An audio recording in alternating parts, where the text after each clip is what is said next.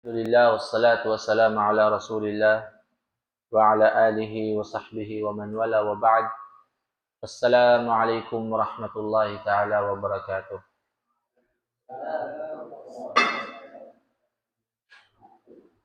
Kanang mga papel nga nasa inyo Tagalog ka Bisaya? Tagalog. Yung mga papel na andyan sa inyong mga kamay, bayna aydikum, yan yung klasihan natin ngayong araw. Ngayong araw lang yan. Nagtataka kayo bakit malaki ang blanco sa ibaba kasi dyan kayo mag-take down. Take down notes ba? Take notes.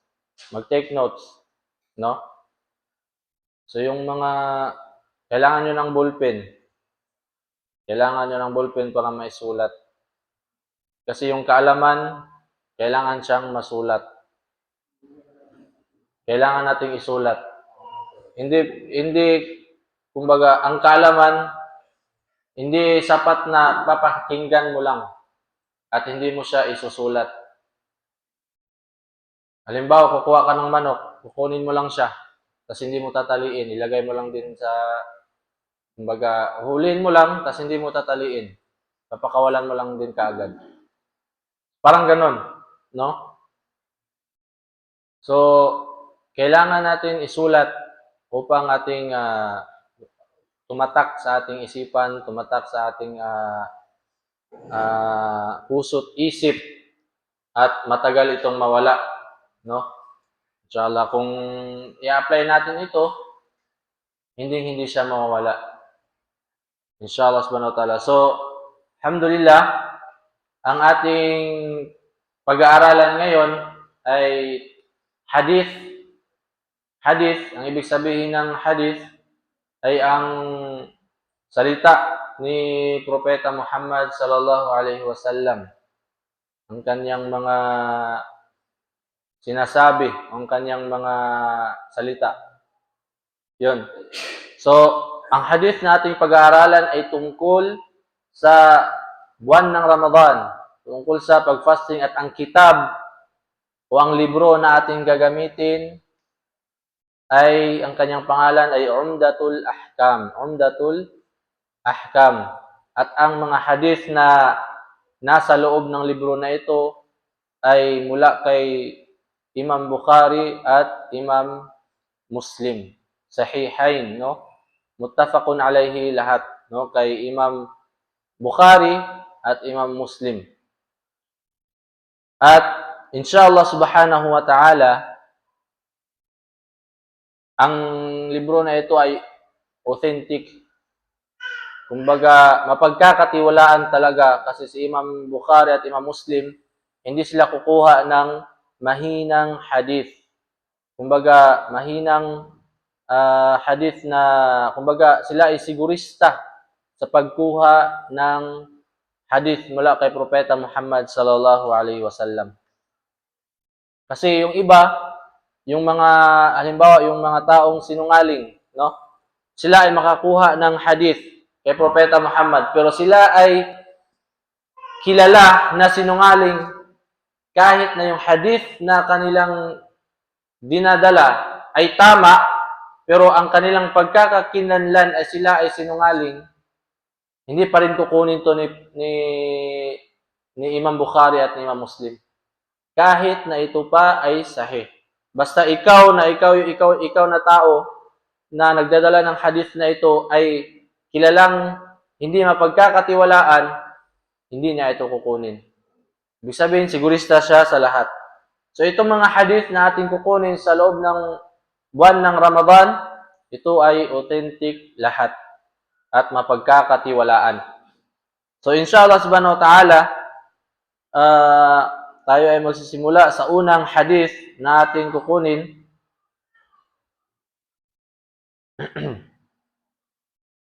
Bismillahirrahmanirrahim. An Abi Hurairah radhiyallahu anhu qala qala Rasulullah sallallahu alaihi wasallam la taqaddamu Ramadana bisawmi yawmin wala yawmaini illa rajulan kana yasumu sawman falyasumhu, muttafaqun alaihi.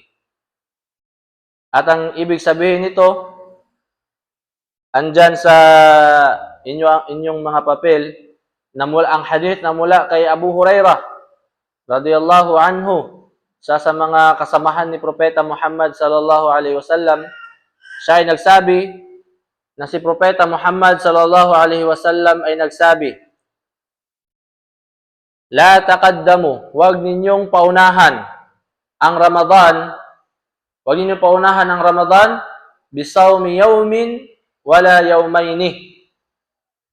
Wag niyong paunahan ang Ramadan ng pag-fasting ng isang araw o dalawang araw. Isang araw o dalawang araw.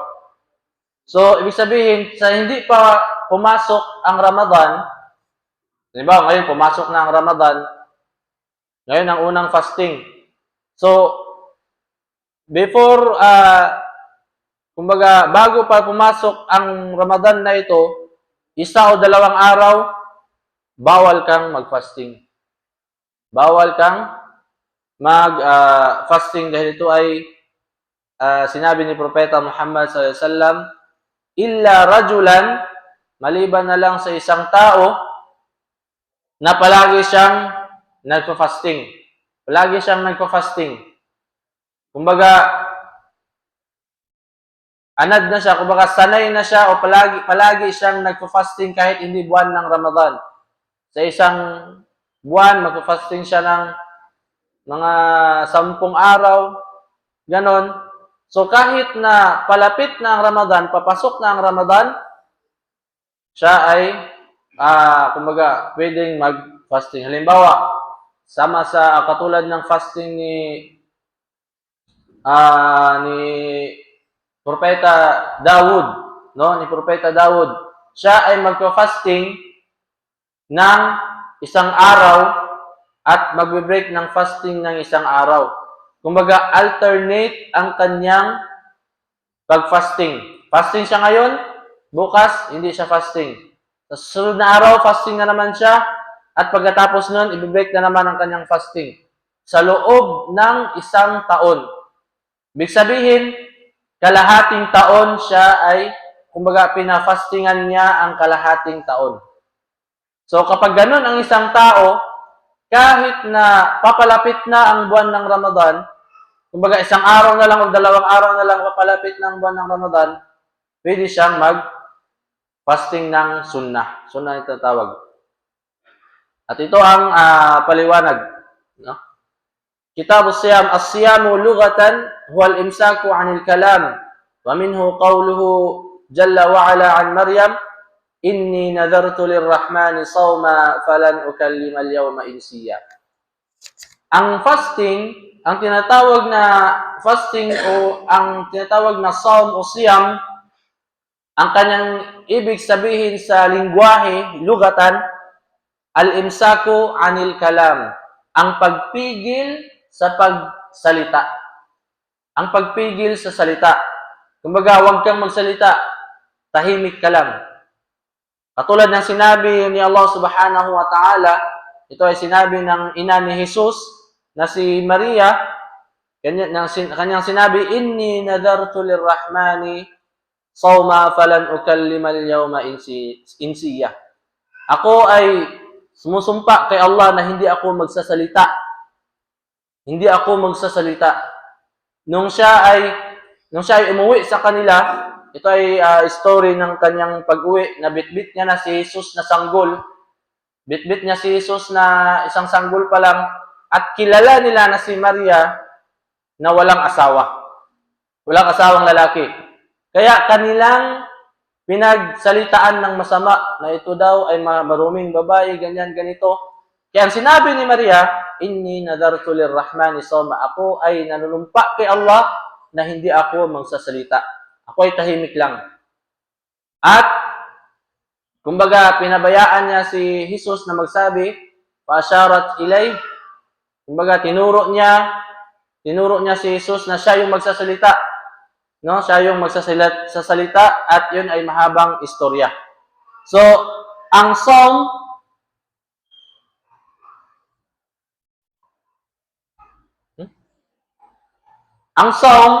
ay ang pagpigil ng salita sa lingwahe, lugatan. Ang pagpigil sa pagsalita, ito ay kanyang ibig sabihin, no?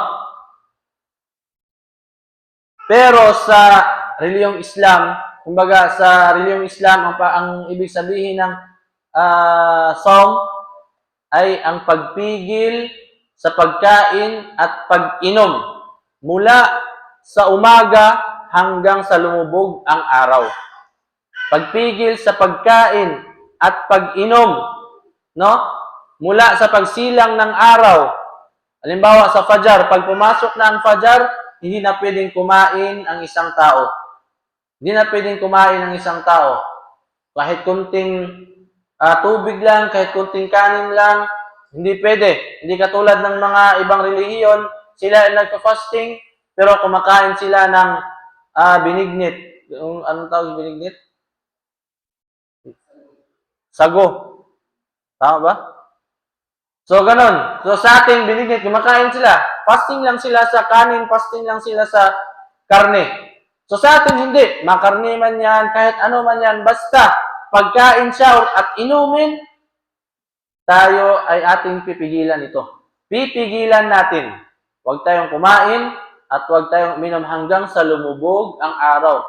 Pagdating ng Maghrib, saka na tayo kakain. Yan ang pananaw. Yan ang pananaw sa reliyong Islam. Hindi lang kay pagkain, mga kapatid.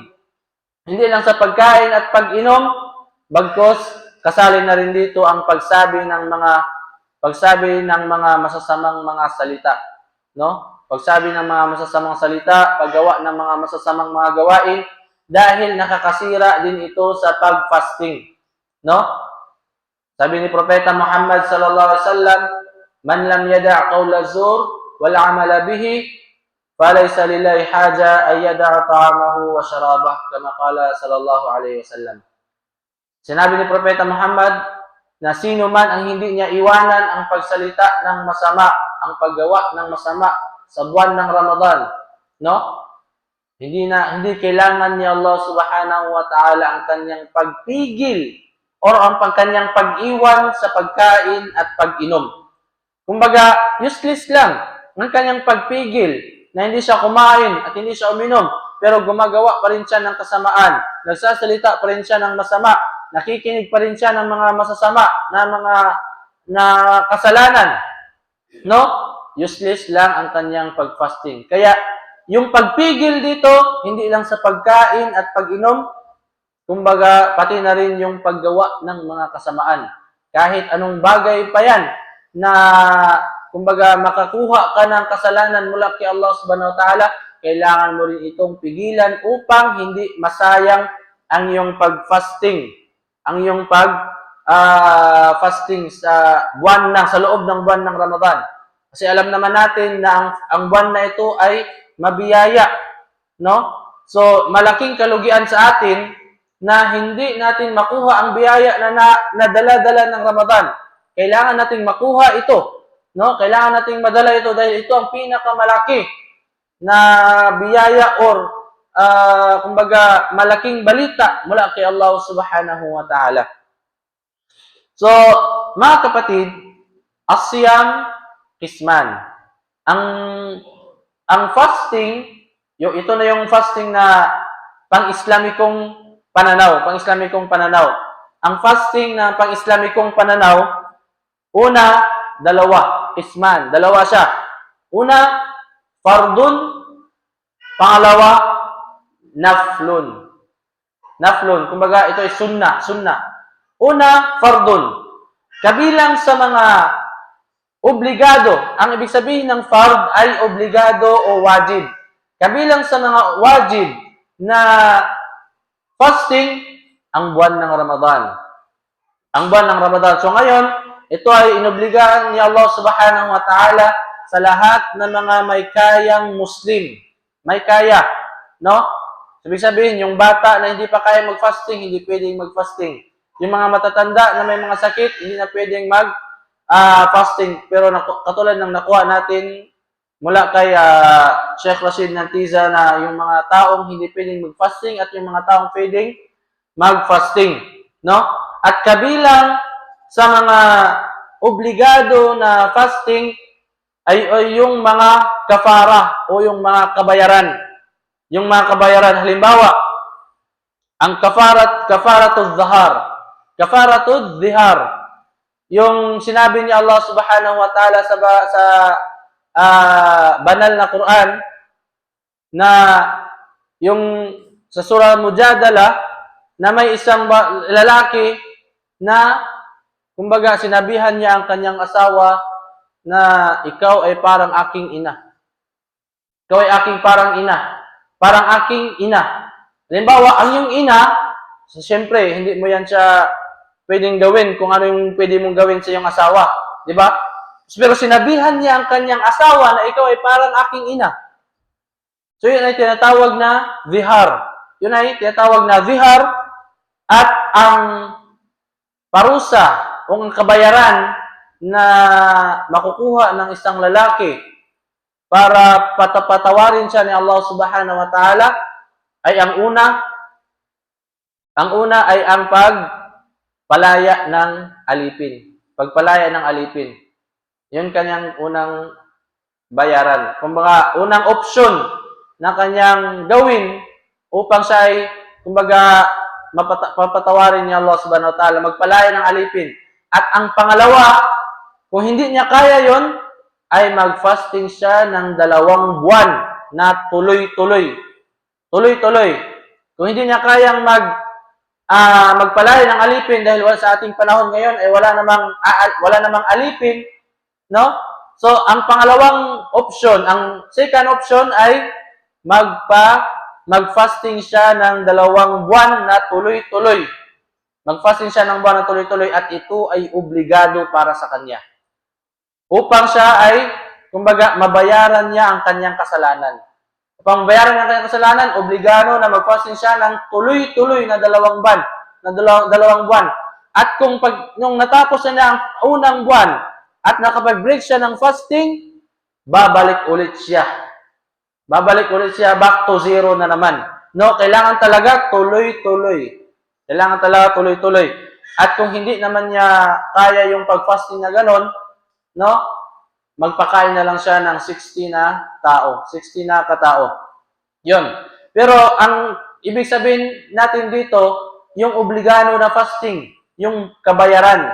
Yung kabayaran at kabilang din sa, kumbaga, kailangang bayaran ng pag-fasting, yung kasalanan na kailangang bayaran na fasting, yung pagbabayad mo, ay yung pagtabi mo sa iyong asawa, no? Pagtabi mo sa iyong asawa sa umaga ng Ramadan. Pero gabi ng Ramadan, pwede mong gawin yon. Pero sa umaga ng Ramadan, hindi mo pwedeng gawin na tatabi ka sa iyong asawa. Kumbaga, magtatalik kayong dalawa.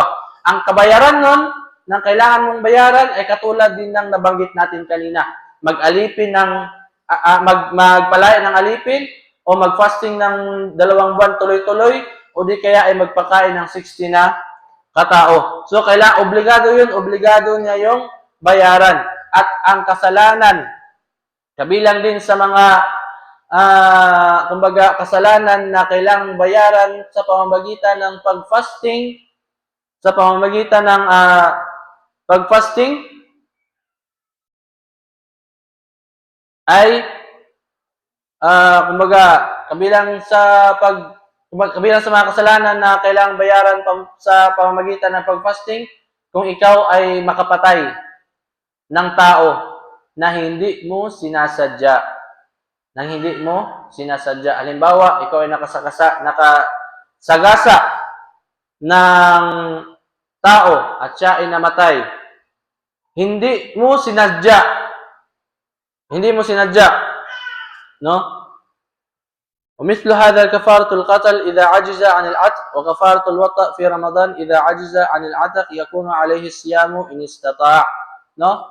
So yon, ang kanyang bayarin din ay katulad din ng nauna. Katulad din ng nauna na ating nabanggit. Ganon din ang kanyang kailangan. Pero kapag sinadya niyang patayin ang isang tao, kumbaga, ang kabayaran nun, alam nyo na, may kisas na dapat ihatol din sa kanya. Kumbaga, buhay sa buhay, ganon din ang ganun ang kabayaran niya. At meron ding wisdom kung bakit ganun ang turo o ganun ang turo ng reliyong Islam. Kasi upang matakot yung tao, kabilang sa mga turo nun ay upang matakot ang tao na wag nang gumawa ng kasalanan. Halimbawa, siya ay nagnakaw. Ang kanyang kaparusahan ay putulin ang kanyang kamay upang hindi na siya makanakaw din. At ito ay bilang lesson din sa iba na hindi nila gagawin yun. Ito ay lesson din sa iba na para hindi nila gagawin na magnakaw, hindi sila gagawa para hindi tularan yung tao na yun. Kaya makikita nyo sa Saudi, no, sa Middle East, payapa kung makagawa ka, kung meron mang kasalanan na nangyayari, kakaunti lang. Hindi katulad dito sa Pilipinas, araw-araw may patayan, araw-araw may nakawan, araw-araw may huldapan. Kasi hindi matatakot yung tao, no? Hindi katulad sa Saudi, yung mga tao takot na gumawa ng kasalanan. Takot gumawa ng kasalanan. So, yun mga kapatid, inshallah subhanahu wa ta'ala, nawa ay meron tayong nakakuhang kahit nakakaunting kaalaman lang patungkol sa unang hadith na ating nabanggit ngayon, no? So, hindi pa natin nabanggit yung sunnah na fasting. So, yung mga sunnah na fasting ay katulad ng pag-fasting ng 2 araw sa isang linggo, no? Sa Monday at Yamul Ithnain at Yamul Khamis, Monday at Thursday, at 3 araw din sa loob ng isang buwan, no? Katulad na yung Ayyamul Bid, yung 13, 14 to 15 na mga araw. So 3 araw 'yon sa gitna ng buwan, 'yun ay sunnah na pag-fasting. 'Yun ay sunnah na pag-fasting at katulad din ng fasting ni Propeta Daud, na siya ay nagpa-fasting ng 1 araw, katulad ng sinabi kanina, 1 araw at nag-break ng fasting ng 1 araw din at ginagawa niya 'yon sa 1 buong taon. So, 'yun ay tinatawag na sunnah na pag-fasting. So, inshallah, mga kapatid, ganito tayo sa after asar, no? Sa loob ng buwan ng Ramadan.